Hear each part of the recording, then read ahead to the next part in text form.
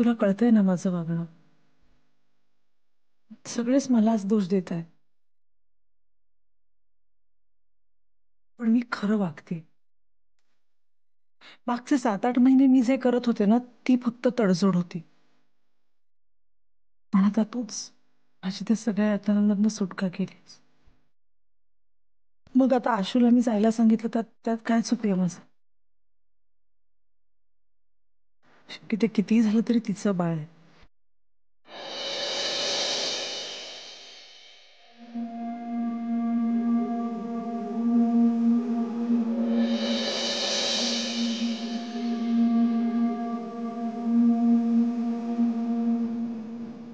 मी खूप प्रयत्न केला त्या बाळाला आपलं बाळ म्हणण्याचा. ते खोटं होतं तेव्हा. आता तू मला माझं स्वतःचं बाळ देणार आहेस. दुसरं कुणीही नको डोळ्यासमोर.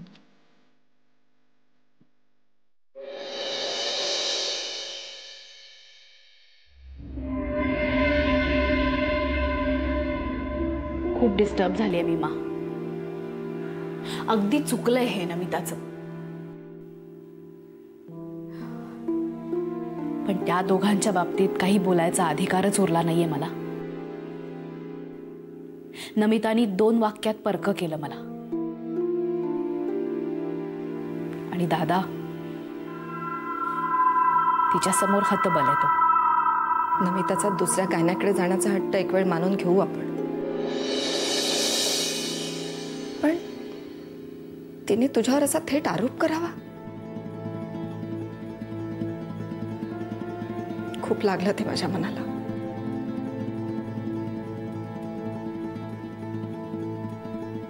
तू खूप समजूतदारपणा दाखवलास मीरा,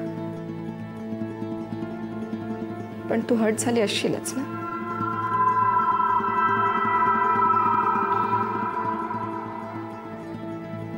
समजूतदार माणसाला ही किंमत नेहमीच चुकवावी लागते मा.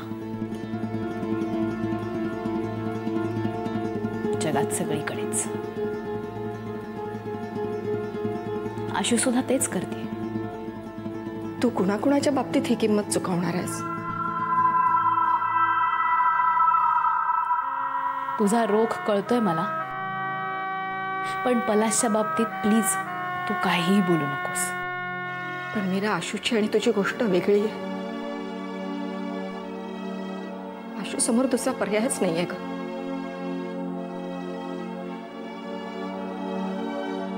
एकटीने मुलाला वाढवणं तिच्यावर लादलं गेलंय,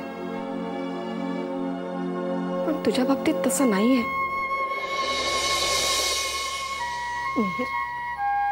मिहिर मोठा झाला की कळेल तुला. जोडीदाराशिवाय आयुष्य काढणं खूप कठीण असतं मीरा. हे तू बोलतेस मा? बाबांच्या मागे तू एकटीनेच वाढवलंस ना आम्हाला. हो, पण ते या जगातच नव्हते. पण मिहिरला पलाश दिसणार आहे, भेटणार आहे. फरक आहे हा. मा, का लादताय तुम्ही माझ्यावर हे? मी समर्थ आहे मिहिरला एकट्याने वाढवायला. सुदैवाने माझ्याकडे माझं करिअर आहे, पैसा आहे.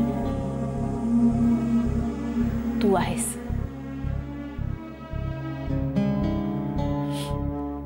दादा आणि नमिताला मी काउंट करत नाही आता. आणि मा, मी खोटी तडजोड करत जगत नाहीये, या गोष्टीचं केवढं बळ आहे माझ्याकडे.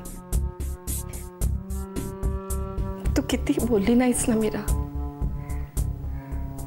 तरी तुझ्यातलं एकाकीपण दिसतं मला. माझ्यातल्या आईला नेमकं तेच दिसतं.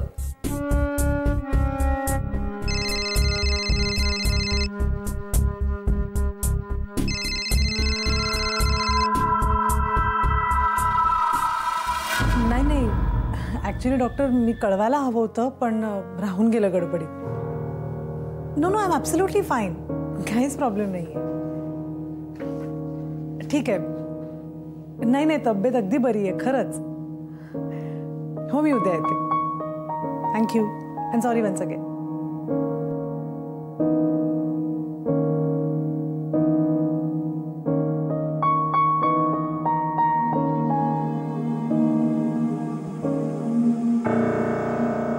डॉक्टरची अपॉइंटमेंट होती. मी जाऊ शकले नाही, मी त्यांना कळवलंही नाही. ॲक्च्युली कळवायला हवं होतं ना. त्यांना वाटलं माझी तब्येत बिघडली की काय. शी वॉज बिट वरीड. आता उद्या जाईन मी त्यांच्याकडे. शी लाज वाटली मला. त्यांना कळवायला हवं होतं ना. ह्या आशूचा विषय निघाला ना की सगळा गोंधळच होतो.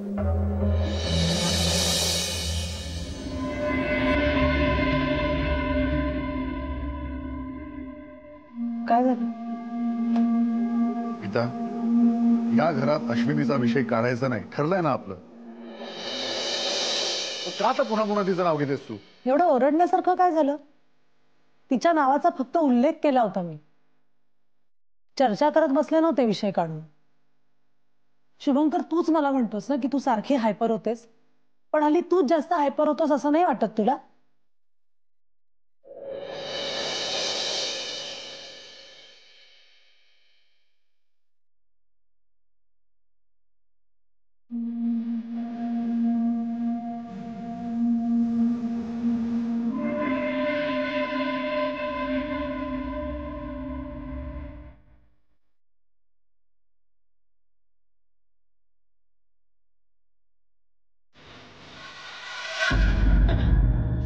हां काय?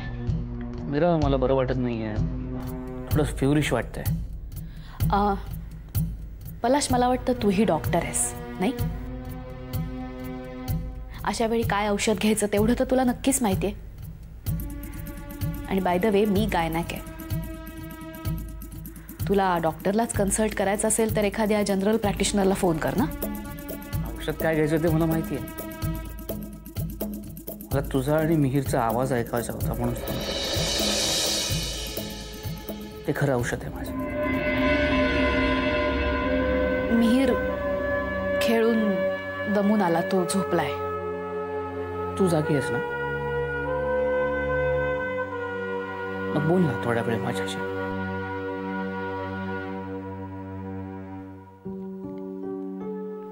मी बिझी आहे आत्ता पलाश. Good night.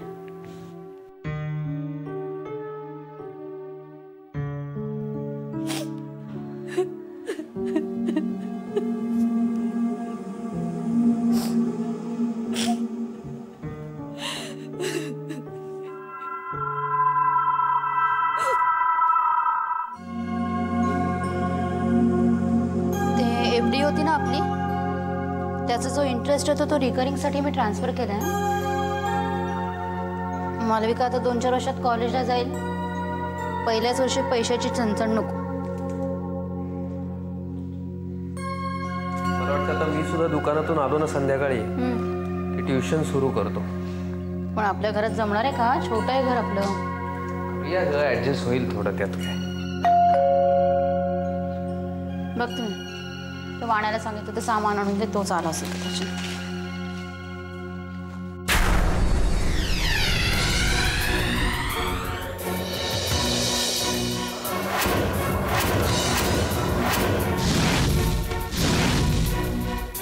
कोण आहे ना?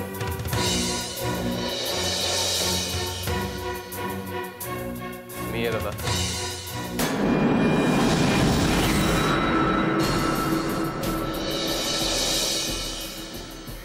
ये ना, ये आत ये.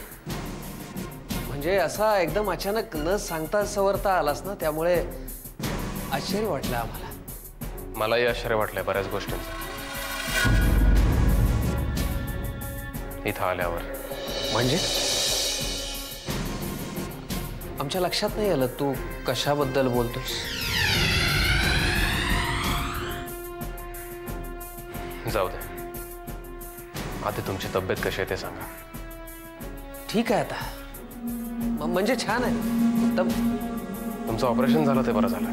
हो, मग तू कसा आहेस? तुझा तो कोर्स पूर्ण झाला? आपण त्याच्याबद्दल नंतर बोलू, पण आधी मला हे सांगा की आशू कुठे?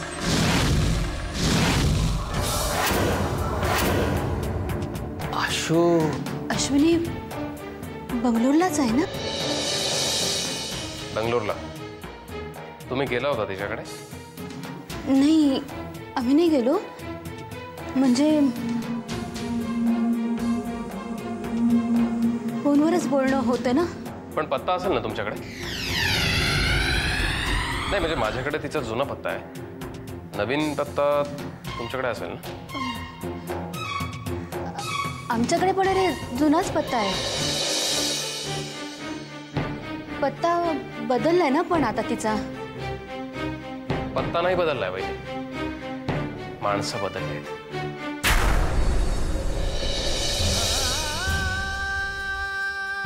तुम्ही बदललाय, दादा बदलले. आशूला भेटलो मी काल केटीकडे.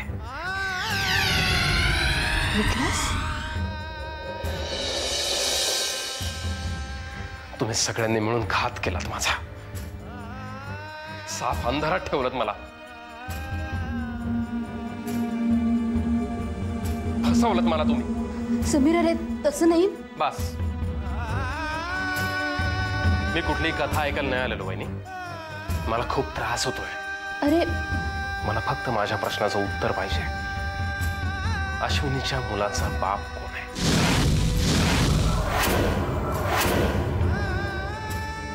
बस, मला बाकी काही नकोय.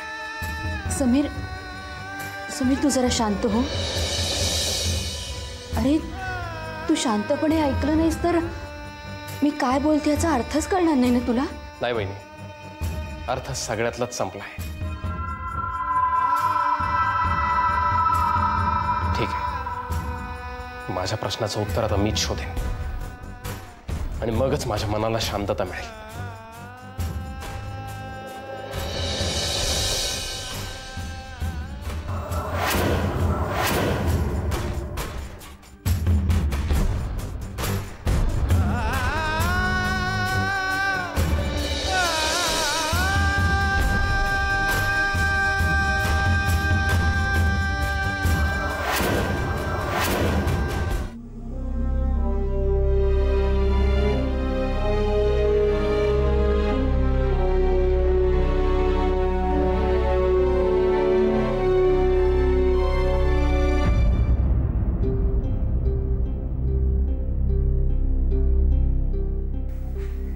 काही सुचतच नाहीये.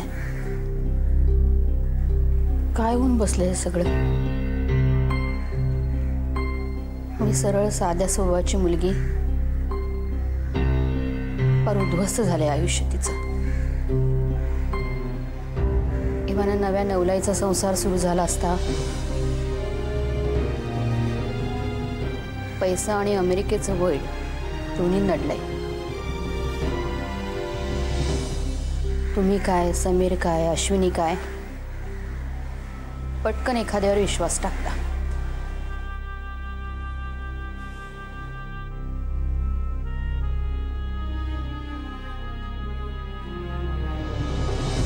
तुम्ही त्या विनोद बरोबर विश्वास टाकलात, अश्विनीने प्रधानांवर. त्या प्रधानांबद्दल तर काय बोलायलाच नको. काय करणार आहेत आता समीर आणि अश्विनी. फार अंतर पडले दोघांमध्ये.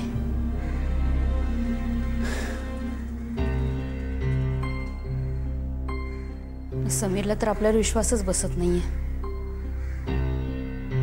आपल्यावर सोपवून गेला होता ना अश्विनीला.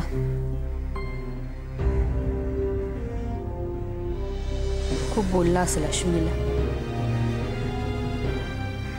सगळं सोसून शेवटी तिलाच ऐकायला लागते. तुम्ही तरी बोलायला हवं होतं समीरशी. काहीतरी समजायला हवं होतं त्याला. तो पण काही ऐकून घ्यायलाच तयार नव्हता. आणि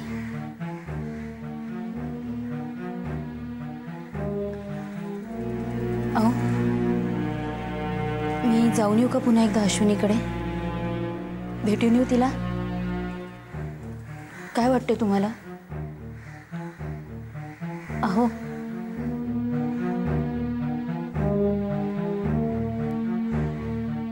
या घरात प्रत्येकाला आपला निर्णय स्वतंत्रपणे घेण्याची मुभा आहे. आशूला जे वाटलं ते तिने केलं, तुला जे वाटलं ते तू कर. कोणी कुणाला काही विचारण्याची गरज नाहीये.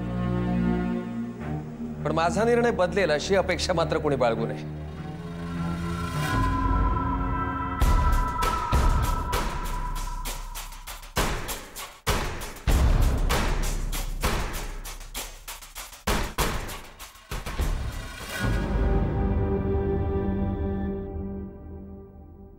बरं, तू ब्रेकफास्ट करणार आहेस का लगेच ऑफिसला जायला निघणार आहेस? लगेच निघावं लागेल. फक्त मला एक फाईल घ्यायची, ती घेऊन लगेच निघतोय. बरं, मला वाटेत वर्षाकडे सोडशील? थोडंसं शॉपिंग करायला जायचं होतं तिच्याबरोबर. काही कपडे, काही पुस्तकं, योगासनांची CD पण आणणार आहे मी. मीता, तुला जे काही करायचं असेल ते कर, फक्त डॉक्टरांच्या सल्ल्याने करा प्लीज. Yes boss. गुड. जरा बघतेस मिळालंस.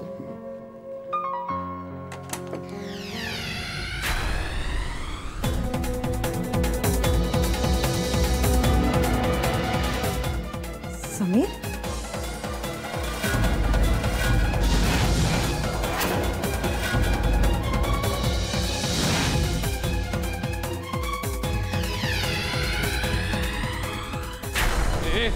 सगळं करून सभ्यतेचं नाटक करतोस? लाज नाही वाटत? समीर सोड.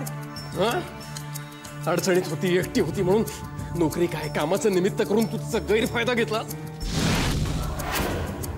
समीर हात सोड. समीर, समीर.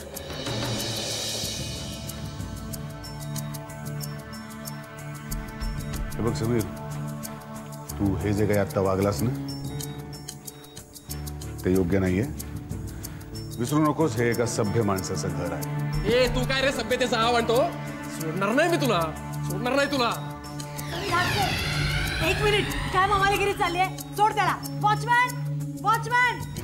एक मिनिट, तू का प्रत्येक गोष्टीचं याला क्लॅरिफिकेशन देतोस? काय गरज काय आहे? ए, इथे हा तमाशा घालण्यापेक्षा ना जाऊन तुझ्या त्या महान आशूला विचार. तिच्या परवानगीने झालं हे सगळं.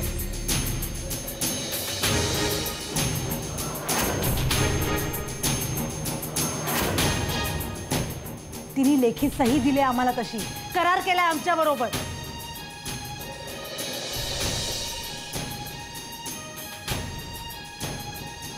आमच्या बाळाची सरोगेट मदर होण्यासाठी तयार झाली आहे ती.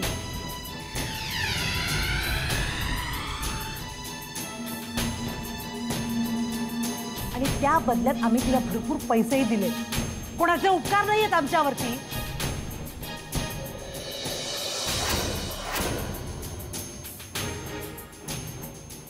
आणि तुला जर काही फसवणूक वाटत असेल ना तर जा, कुठल्याही कोर्टात जा, कर एखादी तक्रार, न्याय माग जा, कळलं?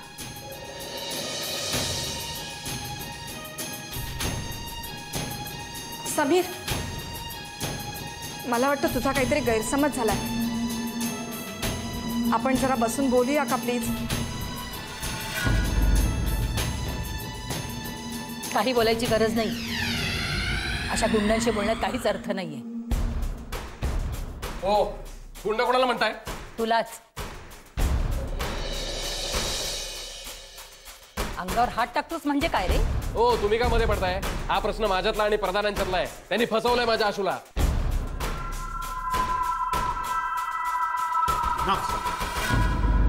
खूप ऐकलं तू. बस आता. खरी परिस्थिती कळली, निघ. आणि एक लक्षात ठेव, यापुढे कुणावर आरोप करशील तेव्हा अचूक माहितीनिशी कर, म्हणजे असं हसं नाही होत. And now, get lost from me.